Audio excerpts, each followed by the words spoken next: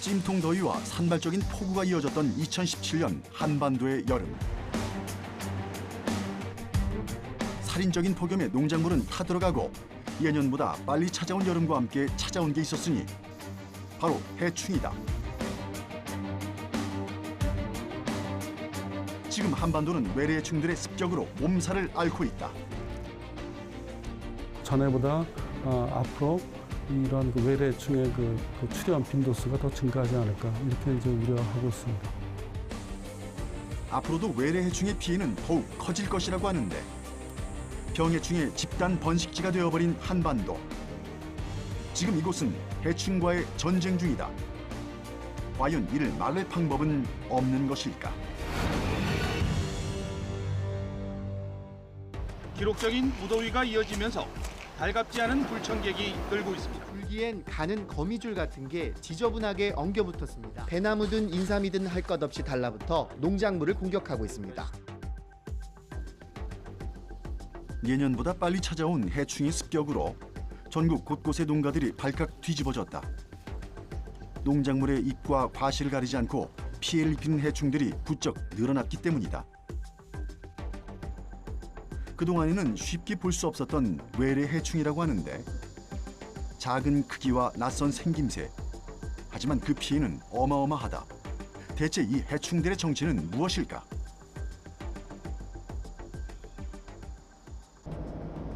한반도를 뒤덮은 해충들의 정체를 파악하기 위해 전문가를 만나보기로 했다.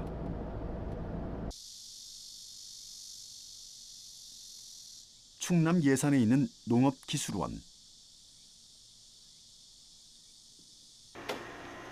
최용석 박사는 농작물에서 발생하는 해충들의 생리 생태를 연구하고 있다. 어서 오세요. 네, 반갑습니다. 미국 선녀벌레보다는 갈색날개매미충이 저희 충남 지역에서는 가장 먼저 발생을 했고요. 두 갈색날개매미충하고 이 오른쪽은 미국 선녀벌레인데 이 두 종 해충이 지금 전국적으로 농작물에 가장 큰 피해를 주고 있는 해충이고, 지금 가장 문제가 되고 있는 해충은 큰 날개 매미충과의 곤충으로 농작물의 수액을 빨아먹어 피해를 주는 농업해충인 갈색날개 매미충과 약충과 성충이 기주식물을 흡집하여 직접적인 피해를 주고 그름병을 유발하는 미국 선녀벌레다.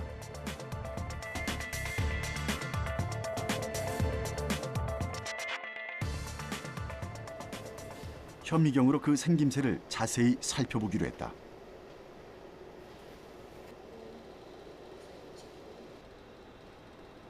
먼저 갈색 날개 매미충은 날개에 흰색 반점이 있는 게 눈에 띄는 특징.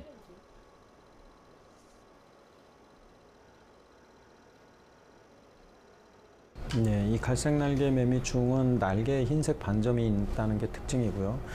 나방같이 생겼지만은 실질적으로는 이건 매미충류에 포함이 되어 있고, 이러한 성충들이 가지의 일년생 가지에 속에 산란을 하기 때문에 농작물에서는 가장 큰 피해를 입을 수가 있는 거죠.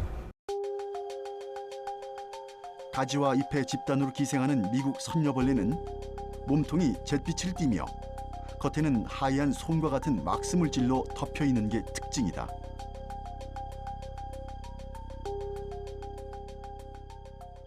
미국 선녀벌레는 크기가 뭐 한 5, 6mm 정도, 성충의 크기가 5, 6mm 정도인데 잿빛의 형태를 띠고 있고, 얘네들도 잘못하면 나방류로 오인하기 쉽지만 사실 매미충류에 포함이 되는 해충이고요.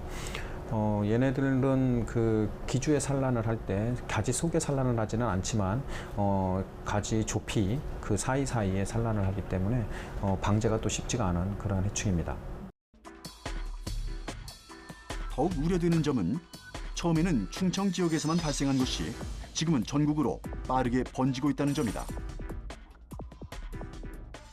지금 현재 갈색날개매미충과 미국 선녀벌레 같은 경우는 현재의 상태가 충남과 전북 지역 위주로 발생을 하고 있다가 2050년이 되면 이것이 경기 북부, 강원 지역까지 이렇게 확산이 될 수 있는 그러한 잠재력을 가지고 있습니다.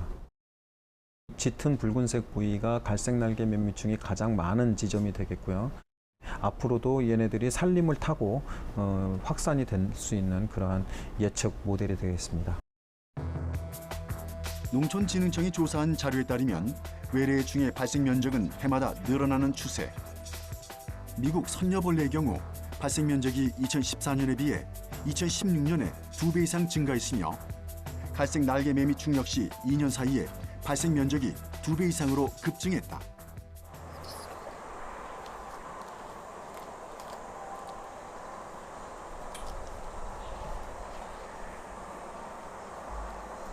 미국 선녀벌레의 피해가 심하다는 경북 청도의 한 과수마을을 찾았다.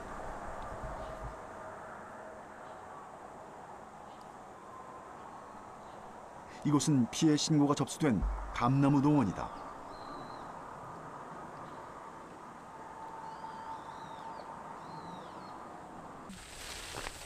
지금 저런 데가 다 감나무들이네. 네, 그렇죠. 좀 더 감가원입니다. 원래 특히 피해가 굉장히 심합니다.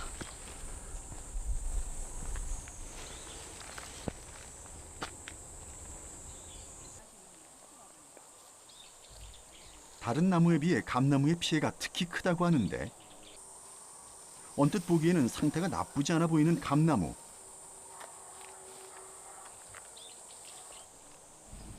하지만 가까이 다가가서 가지를 살펴보니 여기저기 붙어있는 녀석들의 모습이 확인된다.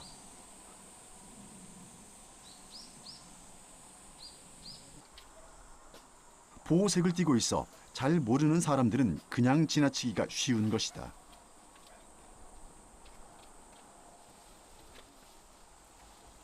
지금 이 가지의 미국 선녀벌레 밀도가 상당히 높죠. 이 가지만 해도 대충 헤아려봐도 한 400마리는 좋게 넘을 것 같습니다. 저기 엄청 많네요. 네, 그렇죠. 저기가 밀도가 상당히 높죠, 그죠? 일반 해충은 이동성이 크게 없는데요. 얘네들은 날아다닙니다. 그래서 약재 방지하기도 어렵고 또 인근 야산으로 도망갔다가 다시 들어오기도 하고 하니까. 오랜 가뭄과 장마 끝에 찾아온 건 약을 쳐도 쉽게 사라지지 않는 끈질긴 외래 해충. 미국 선녀벌레는 약을 치면 인근 산으로 도망가 버려 방제 작업에도 애를 먹이고 있다. 오, 더 날아가네요.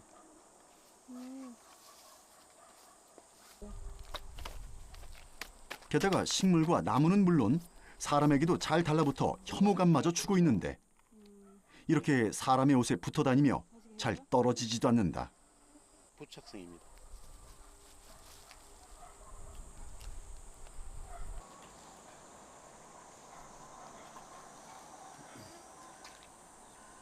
미국 선녀벌레가 점령해버린 감나무. 이들이 내뿜는 왁스 물질은 잎과 가지, 열매에 달라붙어 식물과 과실을 잘 자라지 못하게 만든다.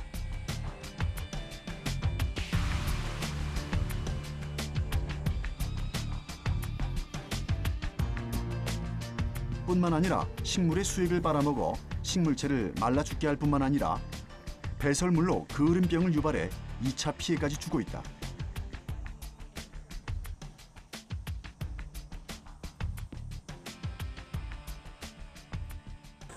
이것은 이제 거름병인데요. 그 미국 선녀벌레, 어른벌레가 먹고 배설을 하면 그 배설물에 또 곰팡이가 핍니다. 그렇게 해서 이제 잎에 피해를 주게 되고 네. 줄기를 접을 빨아먹습니다. 해서 줄기도 영양분이 약해지고 그렇게 되겠죠.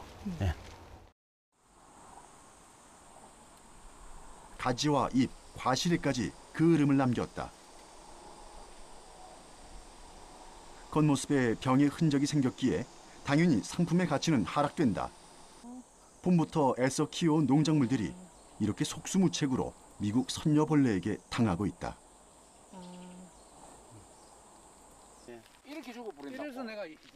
취재 중 지나가던 마을 주민들을 우연히 만났다.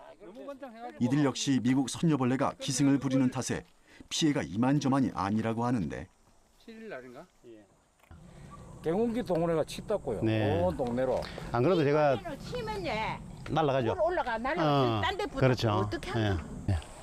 병문길 해가지고 수압이 세잖아요. 예. 세네 너무 날아간다. 아주 예. 우리 수동으로 하는 것 이래 뿌려야 안 되겠나 그 말도 하더라고요. 약을 묻은 데는 약 묻은 놈은 죽고, 그 다음에 그 약 안 먹고 뛰갔는 그대로 살아있는 거야. 요 내려가다 보면 그대로 살아있는 게 있어요. 가장 큰 피해는 뭐였어요? 큰 피해는 지금 이제 피해가 발생하는데 지금 채소 이런 거 뭐 들깨, 참깨 이런 게 지금 말라 죽고 있어요. 오래되니까. 그래서 너무 심해서 온 산천 전부 다 저 너무 묘지인 데까지. 피해를 입은 주민과 함께 문제의 장소로 이동했다. 농가는 물론 집 주변까지 광범위하게 퍼져 있다는 미국 선녀벌레.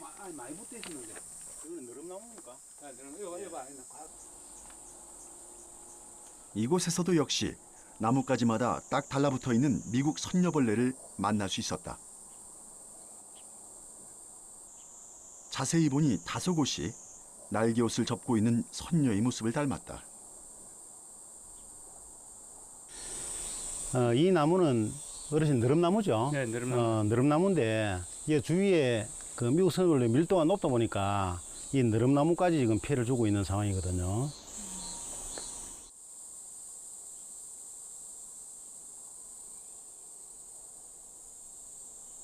산림과 농경지를 점령한 데 이어 마을 주변의 주택과 공공장소까지 습격하고 있는 미국 선녀벌레.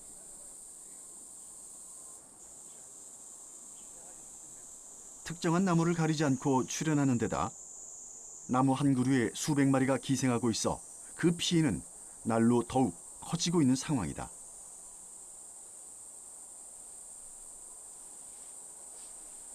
이 느릅나무에는 아직까지 미국 선녀벌레 약충이 어른벌레 되기 전에 약충이 있는 것 같습니다. 이 포로소름하게 그 눈에 보이죠, 그죠? 원산지가 북미 대륙인 미국 선녀벌레는 보통 5월에 부화해 6월에 약충이 되고 7월 중순경에 성충이 되는 것으로 알려져 있다. 망가져버렸지. 그래서 이게 이제 세력도 약해지고. 호박잎 꽉 돼 있었어요. 그냥 무성화 있다가 이제 이 선녀벌레가 여기도 호박잎에도 묻고 요 위에 나무 있는 게 이제 배설물이 떠주고 하니까 거먹이 되고 이렇게 지금 거먹이 이렇게 됐어요. 지난주까지 잎이 있었는데 이번 주에 보니까 잎이 싹싹 말라 없어져 버렸잖아요. 네, 그렇죠. 잎이 꽉 우거져 있어. 저거보다 더 많이 우거져 있어요. 네.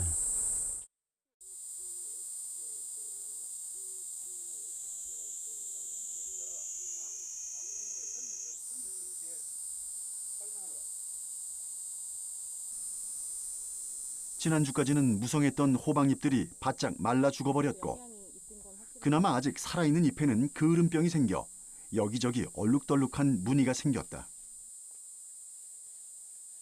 이게 이제 요거는 지금 어린 벌레가 어른 벌레 되면서 탈피했는 탈피각이거든요. 그건 어린 벌레가 아니고요. 그 탈피해서 이제 다 나가는 벌레고. 요거 보시면은 커가지고 그렇죠. 요게 이제 어른 벌레로 이렇게 되는 거죠, 그죠? 줄 나가 또. 예. 잎의 뒷면을 살펴보니 약충이 성충이 되면서 탈피한 흔적이 남아있는 모습. 성충이 된 벌레들은 잎과 줄기를 자유롭게 돌아다니며 식물의 진액을 모두 뽑아먹고 있었다.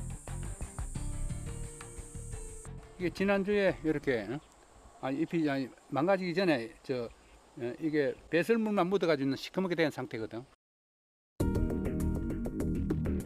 불과 일주일 전만 해도 무성했던 호박잎들이 지금은 다 말라 비틀어지고 시들시들하다가 결국엔 대부분이 죽어버렸다.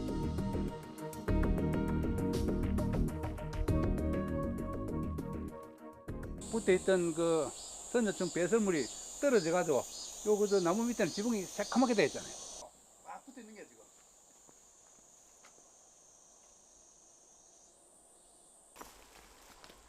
이게 무슨 꽃이에요? 이게 참날이라는 거예요. 풀 이거 전부 다 하얗게 덮여있거든요. 참나리 꽃도 비껴가지 못했던 미국 선녀벌레의 습격. 들깨, 참깨, 그다음에 다 모든 채소, 그다음에 과수나무 여기다 지금 침투가 있는데 현재로서는 그 피해 정도가 얼마라고는 말할 수 없어요. 왜냐하면 아직 지금 피해가 진행 중에 있기 때문에 이게 이제 그 벌레가 빨아먹고 배설물 분비하고 이러면서 거기에 이제 그 나무를 망가뜨리죠, 잎하고. 이래서 지금 피해가 산출되려면 이게 농작물 수확 단계 됐어야 산출될 겁니다. 지난 2009년 국내에 처음 출현한 미국 선녀벌레는 2011년에는 충남 지역에서도 그 피해가 발생했다. 빠른 속도로 퍼져나가며 산림을 점령한 미국 선녀벌레는 현재 충남 지역의 절반가량을 뒤덮고 있으며 조만간 충남 전역을 모두 장악할 것으로 예상된다.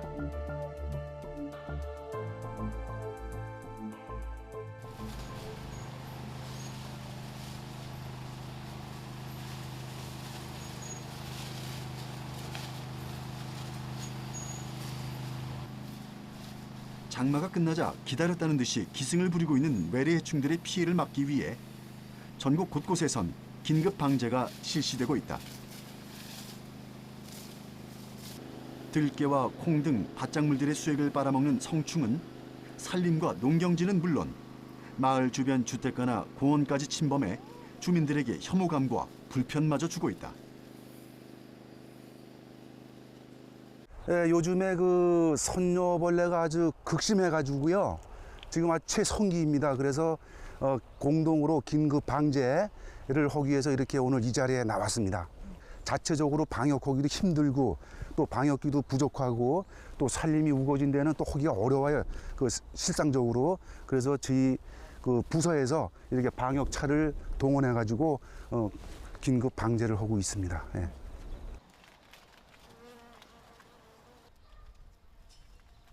초여름에 약충이 되고 7월이면 성충이 되는 미국 선녀벌레는 9월과 10월까지 계속해서 산란하기 때문에 이 시기에 방제를 놓치면 그 피해는 더욱 커질 수밖에 없다.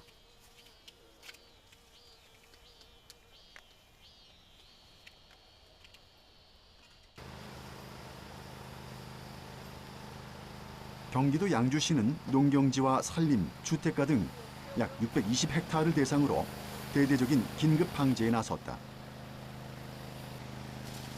하지만 방제를 하면 주변의 산이나 나무로 피신했다가 다시 나타나는 미국 선녀벌레의 피해가 이런 방제만으로 얼마나 줄어들지는 확신할 수 없는 일이다.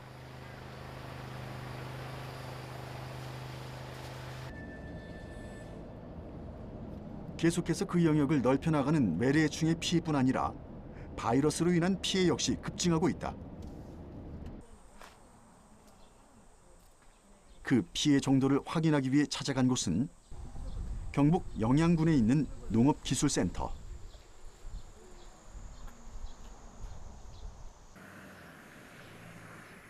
한눈에 보기에도 여기저기 오그라든 잎과 군데군데 누렇게 변한 고추가 건강하지 않은 고추의 상태를 여실히 보여주고 있다. 대체 고추는 왜 이렇게 됐을까? 예, 이것들이 보면 전체적으로 바이러스에 감염이 됐습니다. 그래서 지금 상태가 전부 얼룩덜룩하고 번개무늬도 있고 또 줄기에 보면은 이게 수리축 중에서 계저 바이러스 증상을 나타내고 있습니다. 과도 보면은 전체적으로 상태가 보니 과도 적고 약간 꾸불꾸불한 게 정상적인 과하고는 많이 차이가 있습니다. 고추잎에 모자이크 증상이 나타나거나 줄기나 새순이 검게 변하면서 죽는 증상이 나타나면 바이러스의 감염을 의심해야 하는데 감염이 진행된 고추는 얼룩덜룩한 무늬가 생기며 크기도 잘 자라지 않는다. 고추 바이러스는 이제 사람의 감기 바이러스 같이 옛날부터 식물 바이러스가 있었습니다. 이 바이러스인데 이게 이제 진딧물이나 총체벌레 같은 해충들이 이제 매개로 해서 감염이 됩니다. 이놈들이 이 독성이 있는 바이러스를 왔다 갔다 하면서 이제 식물의 고추에 이제 전염을 시키고 있습니다. 고추 바이러스를 옮기는 매개충은 진딧물과 총체벌레. 주로 월동하는 잡초들이 바이러스에 많이 감염돼 있는데 이를 흡집한 진딧물이나 총체벌레가 고추나 과실을 다시 흡집하면서 감염이 확산된다. 총체벌레에 의해 감염된 고추는 얼룩덜룩하게 변해 농민들 사이에선 컬러병이라고도 부른다. 일단 감염이 되면 독성이 강해 반드시 뽑거나 태워서 바이러스를 제거해야 한다.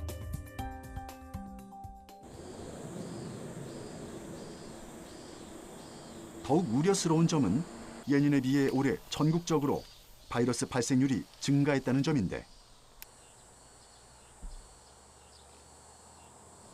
5월 중순경부터 이 바이러스에 많이 가물다 보니까 해충들이 많이 생기. 그래서 이 진딧물 발생량이 전국으로 통계를 봐도 한 10% 정도 증가됐습니다.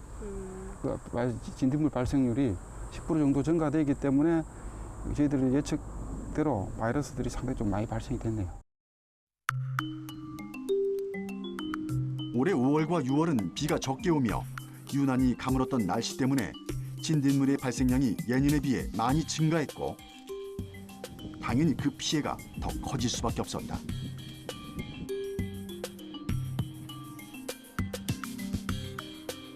초기 방제가 진딧물 방제가 안 되는 같은 경우는 상당히 심각한 타격을 받게 되죠. 5월 초에 이제 5월 중순에 이제 바이러스가 발생이 돼 버리면은 이 고추가 면역성이 아주 떨어진 상태이기 때문에 힘이 없는 상태이기 때문에 거의 뭐 고추 수확량이 뭐 한 60%, 70% 감소되는 경우가 있습니다. 근데 반면에 6월 중순경 이제 고추가 이제 생육이 왕성하고 면역이 생겼을 때 이제 감염될 경우는 거의 정상에 가깝게 수확할 수가 있죠. 특히 공동 육묘를 하는 농가의 경우 일단 바이러스의 감염이 시작되면 빠른 속도로 확산되기 때문에 초기 방제가 더욱 중요하다. 또한 화학 방제는 임시 방편일 뿐 근본적인 대책은 아니기 때문에 바이러스의 강한 품종을 개발하는 일도 함께 이루어져야만 한다.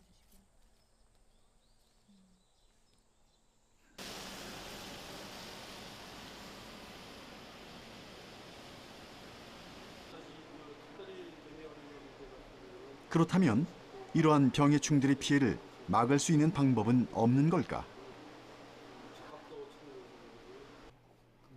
대체 이 병해충들은 언제 어떻게 국내 유입된 걸까? 그 자세한 현황을 알아보기 위해 병해충 전문가인 서울대학교의 이준호 교수를 찾았다. 먼저 최근 들어 국내 외래해충이 급증하고 있는 이유에 대해 물었다. 우선 무역이 활성화된 거, 특히 우리나라 같은 경우는 수출 수입이 굉장히 많은 나라이기도 하고 또 전 세계에 이런 수출을 굉장히 많이 하고 수입을 또 굉장히 많이 하기 때문에 거기에 따른 이러한 외래해충의 들어올 가능성이 굉장히 높고요.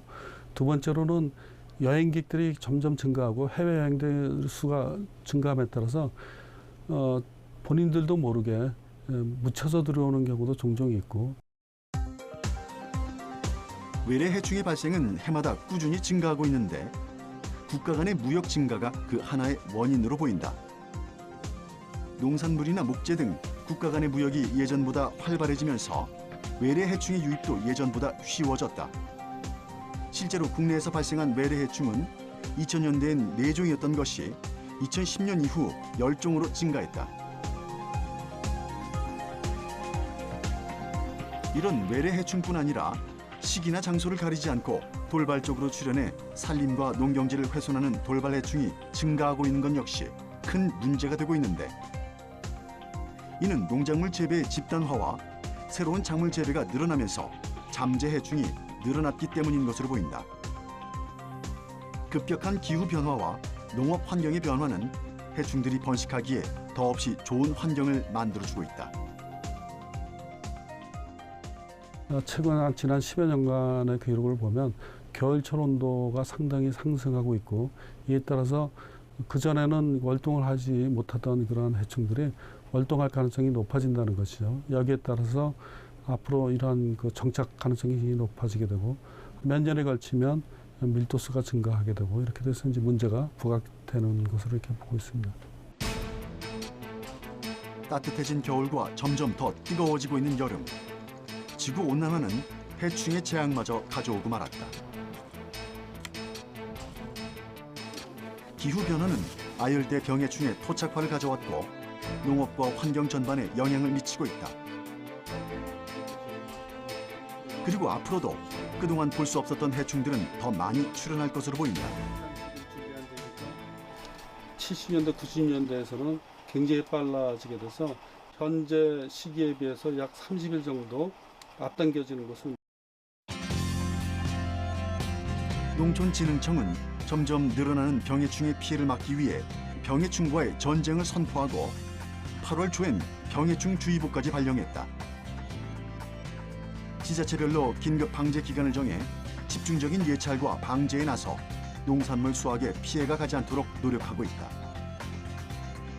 하지만 이런 대대적인 화학 방제가 안전하지 않다는 우려의 목소리가 많다.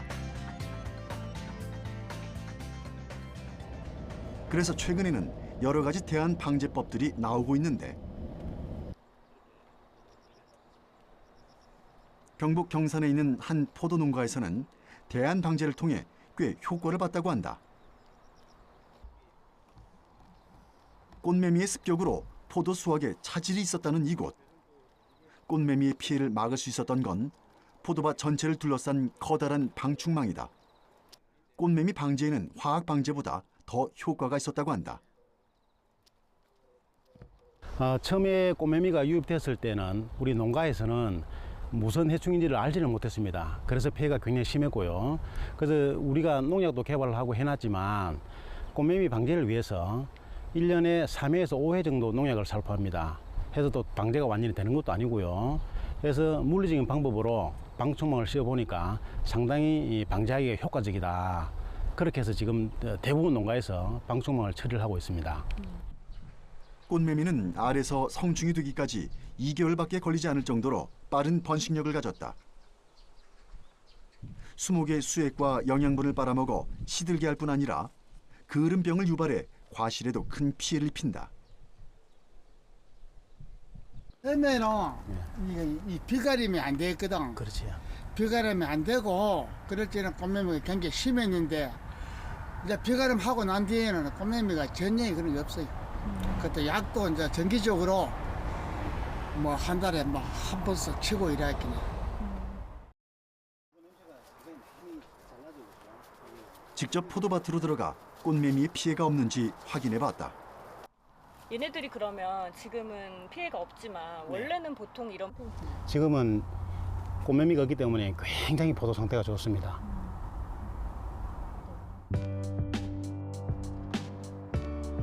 시설 재배지에 방충망을 설치하면 꽃매미의 침입과 외부로의 확산을 막고 약재의 효과도 증대시킬 수 있다. 하지만 초기 시설비가 필요하고 꾸준히 관리해야 하며 화학 방제와 함께 이루어져야 효과적이다.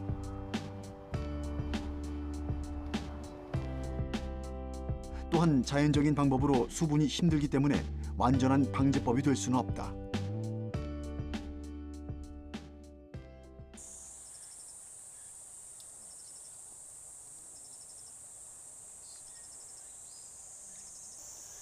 이번엔 외래 해충을 모니터링하고 대안 방제를 연구하는 곳을 찾았다. 여기는 어떤 곳인가요? 여기는 갈색날개 매미충과 미국 선녀벌레가 같이 발생을 하고 있는 지역이고요.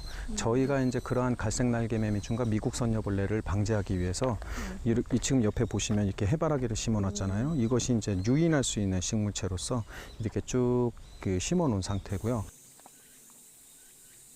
해바라기는 갈색날개 매미충과 미국 선녀벌레 같은 외래 해충들을 유인하기 위한 유인 식물.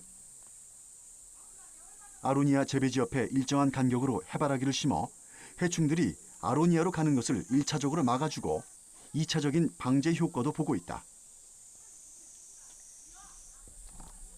이 트랩 식물의 원리는 유인 트랩 식물이라고 그래서 해충을 유인해서 이 식물체를 빨아먹고 그 자리에서 바로 죽게 만드는 그러한 식물체가 유인 트랩 식물이 되겠습니다. 그래서 지금 한 마리도 안 붙어 있군요. 예, 이 식물체 내부로 살충제가 흐르고 있기 때문에 그걸 빨아먹고 바로 충은 죽기 때문에 지금은 달라붙어 있질 않죠. 화려한 모습의 해바라기 내부에는 화학 약재가 흐르고 있어 해충이 식물체를 빨아먹으면 살충제를 먹게 되고 곧바로 죽게 된다. 여기 있네. 이렇게 죽은 지체들이. 이렇게 여기 이게 사충의 모양의 형태가 이렇게 죽어서 시체가 이렇게 있는 거죠. 해바라기 주변을 살펴보면 해바라기의 꽃과 잎에서는 보이지 않았던 해충들이 바닥에 떨어져 죽어 있는 모습이다.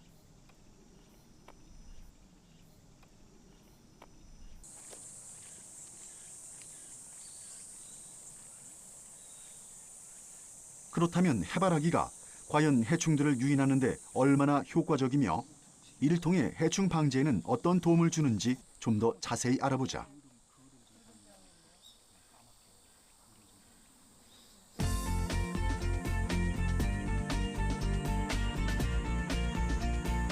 해바라기 유인 방제 실험은 해바라기 식물체 내부에 농약을 주입한 것과 농약을 주입하지 않은 것 두 가지로 나눠서 진행하고 있다.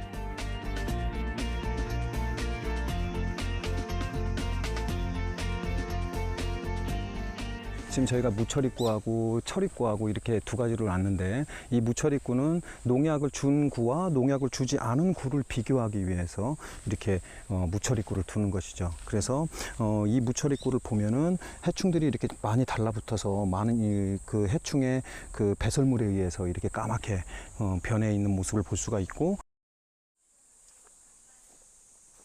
농약을 주입하지 않은 무처리구의 경우 겉모습만 봐도 여기저기 해충의 흔적이 많다.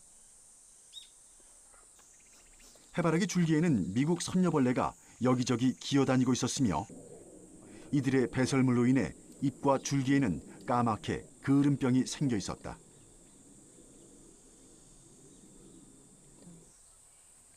반면에 농약을 주입한 처리구의 경우 아까와는 달리 잎과 줄기가 멀쩡한 모습. 이를 통해 해바라기의 유인 효과는 확실하게 확인이 가능했다. 이 해바라기에 농약을 처리하지 않은 거는 갈색날개 매미충이나 미국 선녀벌레를 유인하는 효과만 있는 것이지 방제를 할 수 있는 효과는 없습니다. 그래서 살충제를 투입한 그 해바라기를 심어놓은 곳과 이 무처리구를 비교를 해서 해바라기에 살충제가 침투가 됐을 때 방제 효과가 어느 정도 나타나는지를 비교하기 위해서 약제를 처리하지 않은 구를 둔 것입니다. 그렇다면 그 많은 식물 중에서 왜 해바라기를 유인 식물로 정한 걸까? 해바라기 줄기는 일반 식물보다 조직이 훨씬 부드럽고 수액 당도가 높다. 갈색날개 매미충이나 미국 선녀벌레 같은 해충을 유인하기에 좋은 조건을 가졌다.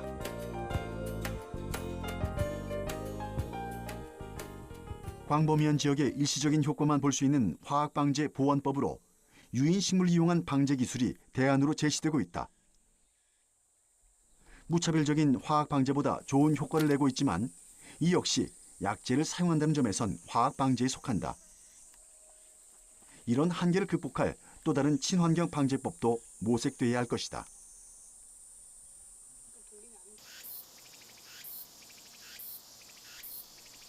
경북 군위군에 있는 친환경 농업교육센터.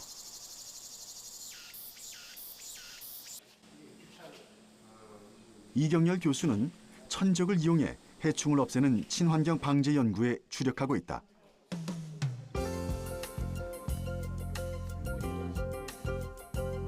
주로 시설 재배지에서 발생하는 해충인 가루에 대한 연구를 하고 있는데 가루의 방제를 위해 사용되는 천적으로는 기생벌과 포식성 노린재, 포식성 응애 같은 것들이 있다.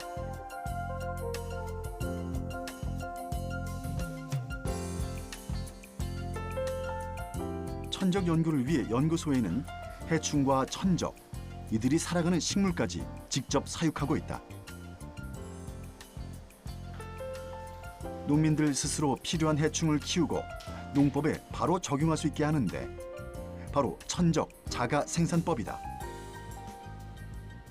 여기는 총체가시응애라는 토착 천적을 생산하는 곳입니다. 저기 보시면 이름표와 같이 농가에서 직접 천적을 사육하여 농가에 사용할 수 있게끔 사육실을 만들어 놓은 곳입니다. 총체가시응애라는 애는 어떤 건가요? 총체가시응애는 토착하는 천적으로서 땅 속에 사는 미소, 해충을 광범위적으로 포식하는 천적인데요. 뿌리에 피해를 주는 뿌리파리나 작은 뿌리파리, 버섯파리 등과 같은 뿌리에 직접적으로 피해를 주는 해충을 직접 잡아먹는 포식성 천적입니다. 이렇게 농민들이 직접 총체 가시응애를 키우고 방제에 적용하는 방식은 기존의 방식보다 생산비가 저렴하다는 장점을 갖고 있다. 천적의 활동성도 좋아 해충 방지에도 좋은 효과를 내고 있다. 농민들의 반응도 만족스러운 편이다.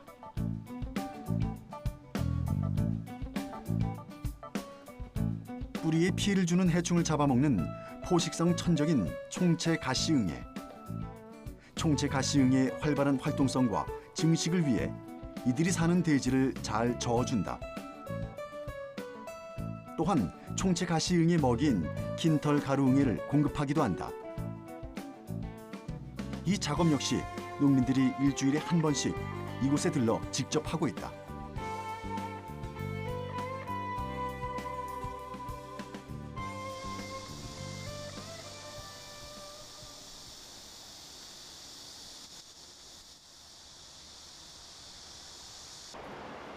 천적 사육에는 뱅크 플랜트라고 불리는 천적 유지 식물이 필요하다. 이곳에선 그에 대한 연구도 함께 이루어지고 있다. 다시 늘어나고 있어요, 조금씩.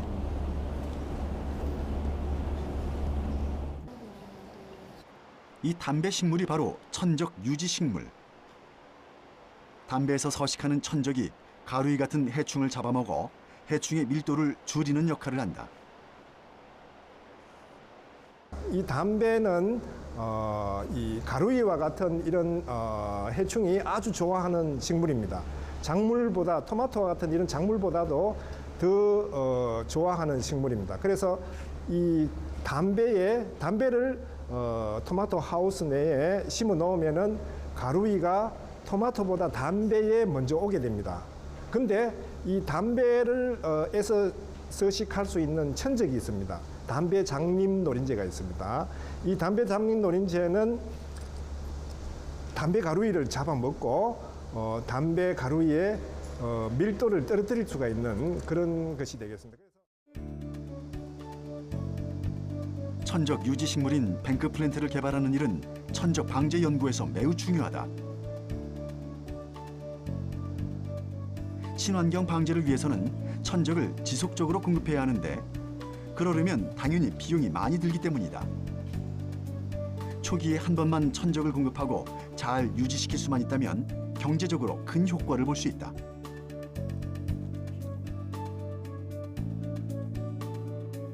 그렇다면 천적을 사육하고 관리하는 것이 농민들에게 효과가 있을까? 이를 알아보기 위해 천적의 증식률을 확인하는 실험을 진행했다. 눈에 잘 보이지 않는 총채가시응애는 보통 현미경으로 조사하는데 지금 하는 방법은 농가에서도 손쉽게 할 수 있는 간이 밀도 실험이다. 대지 1cc에서 응애가 10마리 이상 나오면 적절한 밀도. 실험에서는 1cc에 27마리가 발견돼 증식이 잘 된 것으로 나왔다.